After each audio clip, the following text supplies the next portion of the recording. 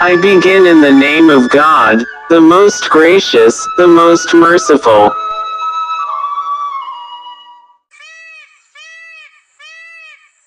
उपर्युक्त कहानी के मध्य में एक यात्रा में जैनुसनम के दरियाबार देश में जाने का भी उल्लेख है। वहाँ की एक चित्ताकर्षक कथा उसने सुनी थी। वह कथा भी इस जगह कही जाती है।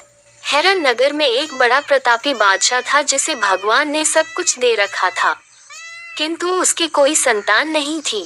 एक रात को उसे सपने में दिखाई दिया कि एक दिव्य पुरुष उससे कह रहा है, उठ, भगवान तेरी मनोकामना पूरी करेगा। सुबह माली से अपने बाग का एक अनार मंगा कर खाना। सवेरे नमाज पढ़ने के बाद उसने माली से अनार मंगाया और उसमें से निकले 50 दाने खाए क्योंकि उसकी 50 रानियां थीं। इसके बाद वह एक एक कर सभी के पास गया। ईश्वर की कृपा से एक रानी पीरोज के अलावा उसकी सभी रानियां गर्भवती हो गईं। बादशाह को इस बात से बड़ी ग्लानि हुई। उसे विश्वास हो गया कि यह रानी बांझ है। उसने चाहा कि पीरोज का वध करवा दे, किंतु उसके मंत्री ने उसे ऐसा करने से रोका और कहा कि संभव है वह भी गर्भवती हो किंतु उसमें गर्भ के लक्षण प्रकट न हुए हों। बादशाह ने कहा, अच्छी बात है, मैं इसका वध नहीं कराऊंगा किंतु इसे अपने पास नहीं रहने दूंगा। मंत्री ने कहा, ठीक है, उसे आप अपने भतीजे सुमेर के पास, जो समारिया देश का हाकिम है, भेज दीजिए। अतः बादशाह ने पीरोज को समरिया भेज दिया और साथ ही अपने भतीजे को पत्र लिखा कि हम अपनी रानी को तुम्हारे पास भेज रहे हैं। यदि उसके कोई पुत्र पैदा हो तो मुझे खबर देना। समरिया में दिन पूरे होने पर पीरोज ने एक पुत्र को जन्म दिया। सुमेर ने सूचना भिजवाई कि रानी के पुत्र हुआ है। बादशाह ये सुनकर खुश हुआ किंतु उसने पीरोज को वापस नहीं बुलाया। उसने सुमेर को लिखा कि यहाँ भी भगवान की दया से 49 रानियों के पुत्र हुए हैं। तुम पीरोज के पुत्र का नाम खुदादाद रखो, उसकी पैदाइश की सारी रस्में करो और उसकी अच्छी शिक्षा का प्रबंध करो। हम यहाँ से उसका सारा खर्चा भेजेंगे। सुमेर नवजात शिशु का पितृवत पालन करने लगा।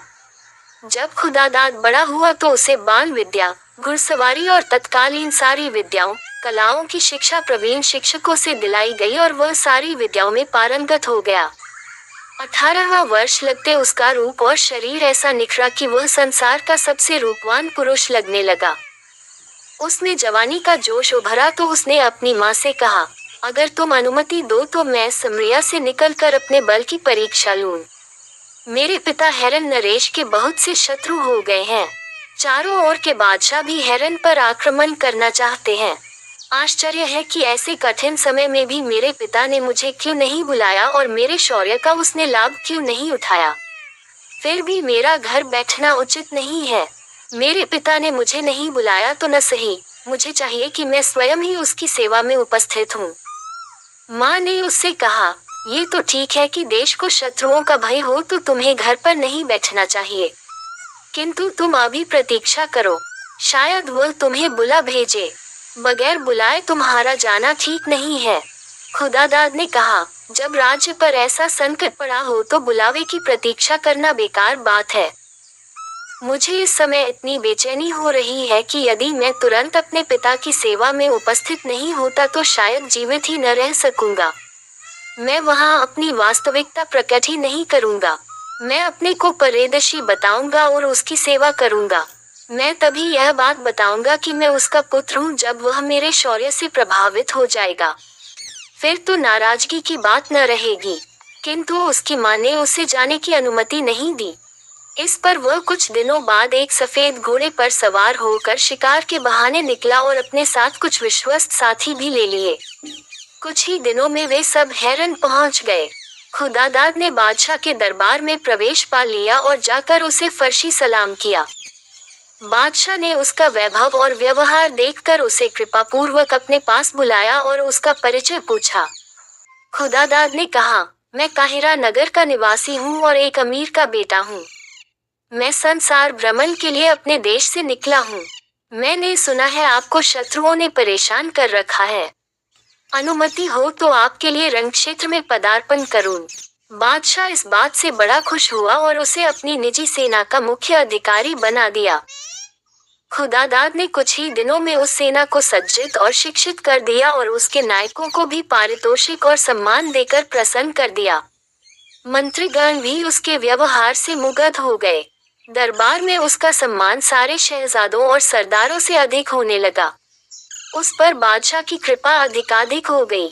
उसने सेना का विस्तार और सुप्रबंध किया। ये देखकर राज्य के शत्रुगण भी बगैर अपने देशों को खिसक गए। बादशाह ने अपने बेटों के प्रशिक्षण का भार भी खुदादाद पर डाल दिया। यद्यपि वह अपने भाइयों में सबसे छोटा था, तथापि सबका अधिष्ठाता हो गया। इस बात से शहजादे उससे और भी जलने लगे। वे आपस में कहने लगे कि हमारे बूढ़े पिता को जाने क्या हो गया है कि इस परदेशी को इतना चाहने लगा है कि हम सब पर उसका आदेश चलवा दिया है। उन्होंने एक मत से कहा कि यह स्थिति असह्य है। वे सलाह करने लगे कि इस परदेशी का क्या किया जाए। एक ने राय दी कि इसे अकेला पाकर मार डालेंगे। एक अन्य शहजादे ने कहा कि यह ठीक नहीं है, ये बात छुपी न रहेगी और बादशाह हमें कठोरतम दंड देगा। अंत में एक शहजादे की बात सबको पसंद आई। उसकी राय थी कि हम लोग इससे शिकार खेलने की अनुमति लें और इस बहाने निकलकर किसी दूर देश को चले जाएं। इससे हमारे पिता को चिंता होगी और वह खुद ही इसे मरवा डालेगा। इस उपाय पर सारे शहजादे एकमत हो गए और इस योजना को पूरा करने की तैयारी करके लगे। फिर एक दिन उन्होंने खुदादाद से कहा कि हम कल शिकार के लिए जाना चाहते हैं, शाम तक वापस आ जाएंगे। खुदादाद ने अनुमति दे दी। वे लोग तो फिर लौटे ही नहीं। तीसरे दिन बादशाह ने खुदादाद से पूछा कि शहजादे दिखाई नहीं देते, वे कहाँ चले गए। खुदादाद ने कहा, सरकार, ये सेवक स्वयं इस चिंता में है। वे मुझसे शिकार की अनुमति लेकर गए थे। आज तीसरा दिन है, उनका पता नहीं है। बादशाह को भी चिंता हुई। वह रोज खुदादाद से उनका हाल पूछता और वही उत्तर पाता।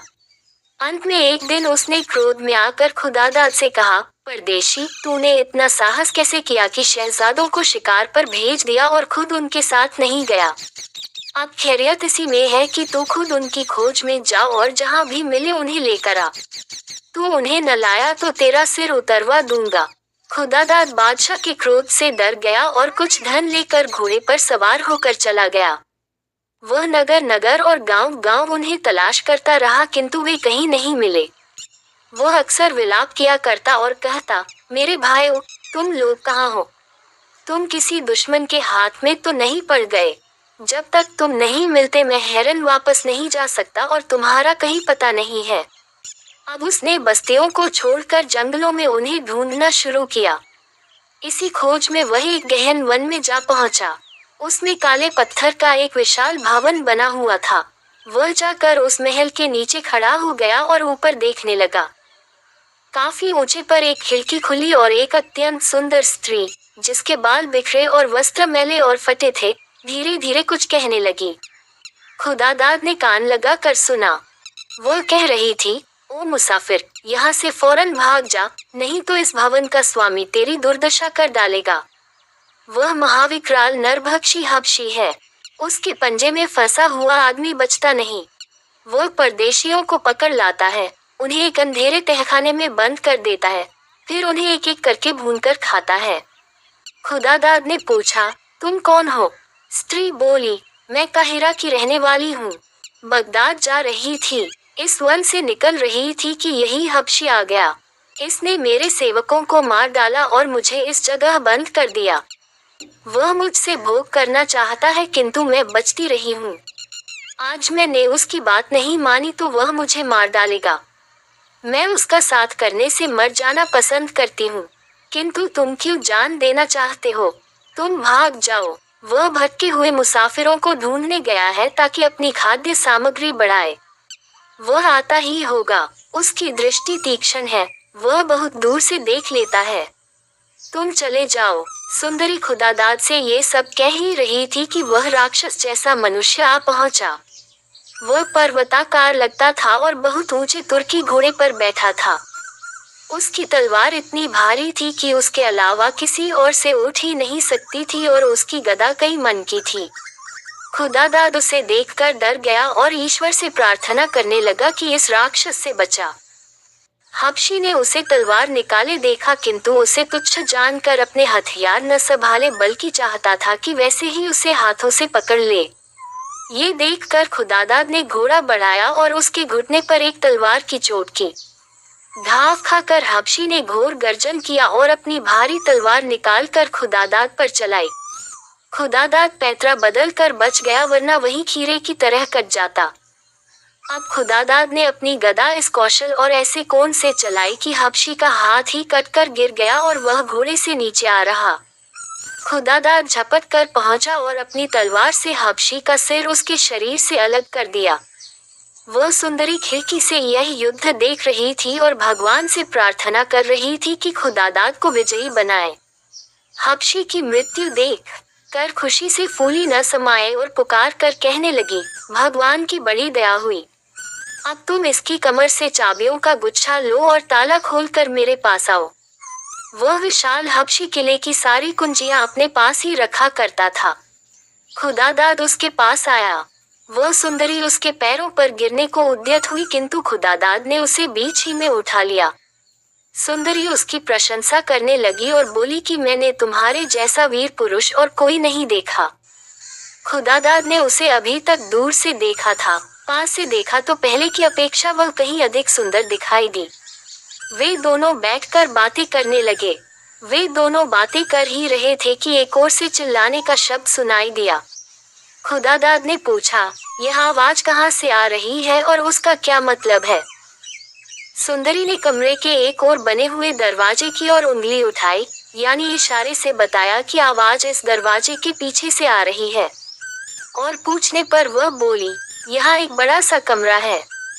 उस हबशी ने यहाँ बहुत से मनुष्य कैद कर रखे हैं। नए लोगों को लाकर वह यहीं रखता था और प्रतिदिन वहां जाकर एक मनुष्य को चुनकर बाहर लाता था और भूनकर खा जाता था। खुदादाद ने कहा कि मैं उन्हें इस कैद से छुड़ाना चाहता हूँ। वे दोनों उस दरवाजे के पास गए और विभिन्न कुंजियां लगा कर उसे खोलने का प्रयत्न करने लगे। कई कुंजियां लगने से ताला देर तक खड़खड़ाता रहा। अंदर से आने वाली चीख पुकार और बढ़ गई। खुदादाद को इस बात पर आश्चर्य हुआ कि यह रोना पीटना क्यों बढ़ गया है। सुंदरी ने कहा कि ताला खड़खड़ाने से वे समझते हैं कि हबशी आया है और उनमें से किसी को ले जाएगा। उनकी आवाज भी ऐसी थी जैसे किसी गहरे कुएं के अंदर से आ रही हो। ताला खुलने पर एक लंबा जीना दिखाई दिया। वे उतर कर नीचे गए तो देखा कि एक तंग अंधेरी जगह में 100 के लगभग आदमी पड़े हैं, जिनके हाथ पांव बंधे हैं। खुदादाद बोला, मित्रों, अब भय त्याग दो। भगवान की दया से मैंने तुम्हारे शत्रु हबशी को मार डाला है। वे ये सुनकर बड़े खुश हुए। खुदादाद ने उनके बंधन खोलने शुरू किए।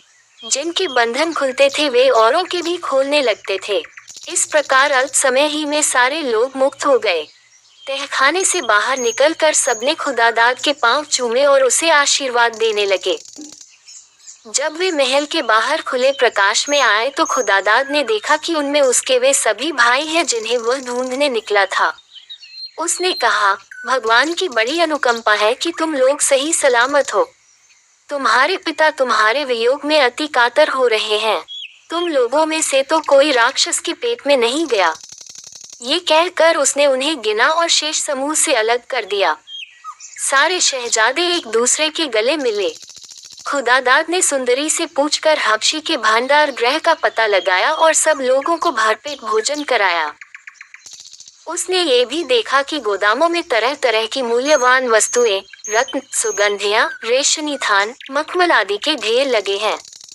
यह माल हबशी ने व्यापारियों से लूटा था जिन्हें वह तहखाने के लिए पकड़ लाता था। उस गोदाम में सारे मुक्त बंदियों को ले जाकर खुदादाद ने कहा कि अपना अपना माल उठा लें। सबने अपनी अपनी गठरियां ली तो खुदादाद ने शेष वस्तुओं में से भी अधिकांश उन्हें बांट दी। किंतु उसने कहा कि इस सुनसान वन में से तुम लोग इन चीजों को ले कैसे जाओगे? उन्होंने कहा, ये हबशी हमारे ऊंट और खच्चर भी पकड़ लाता था। वे कहीं बंधे होंगे। खुदादाद पशुशाला में गया तो उसने सैकड़ों ऊंटों और खच्चरों के अलावा शहजादों के घोड़े भी बंधे देखे। उनकी रखवाली हबशी सेवक करते थे। वे सब इन बंदियों को छूटा देखकर समझ गए कि हमारा हबशी मालिक मारा गया। वे सब जान बचाकर इधर उधर भाग गए। खुदादाद ने उन्हें जाने दिया। फिर खुदादाद ने उस सुंदरी से कहा, तुम्हें हबशी कहाँ से लाया था? हम तुम्हें वहीं पहुंचा देंगे। ये हेरन के शहजादे तो तुम्हारे देश को जानते ही होंगे, वही तुम्हें पहुंचा देंगे। लड़की बोली, यह मैं पहले ही बता चुकी हूँ कि मैं काहिरा की रहने वाली हूँ। तुमने मेरी जान और इज्जत बचाए, इसके लिए तुम्हारी अति आभारी हूँ। मैं अपना और हाल क्या बताऊं? बस इतना काफी है कि मैं भी एक शहजादी हूँ। एक दुष्ट ने मेरे पिता को मार डाला और उसके देश को लूट लिया। मैं वहां से भागी और यहाँ आकर इस राक्षस जैसे हबशी के हाथ पड़ गई।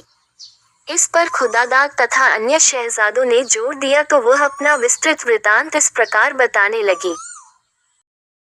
Subscribe and share and like and comment, but now as you like.